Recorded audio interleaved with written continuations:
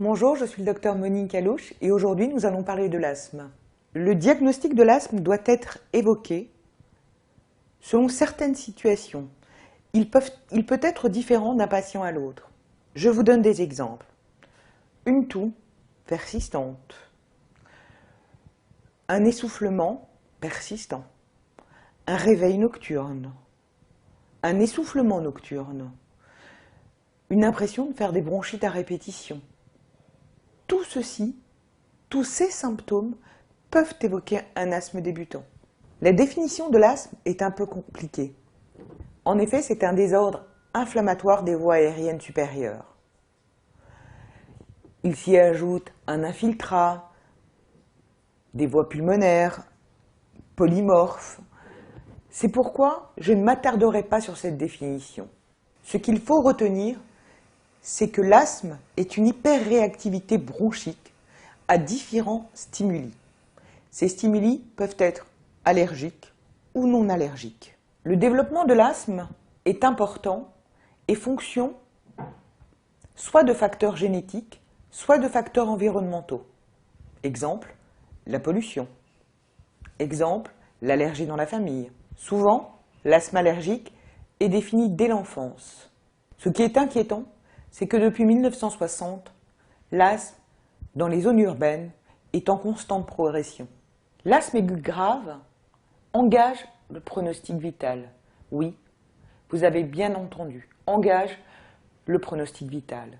Il nécessite donc une prise en charge immédiate. La mortalité due aux crises d'asthme est toujours quasiment préhospitalière depuis les 10 dernières années. Cela veut dire que nous, les médecins, nous ne sommes pas assez vigilants ou nous ne vous faisons pas assez la leçon. L'asthme est une maladie grave. Il faut prendre les traitements, il faut se surveiller. Et vous ne le faites pas. Vous ne nous écoutez pas. Je veux absolument insister sur la prévention de la maladie asthmatique. En effet, je vous ai expliqué dans l'introduction qu'elle pouvait être fatale, contrairement à ce que l'on croit. Beaucoup de décès pourraient être évités. Chacun a sa responsabilité dans la maladie asthmatique.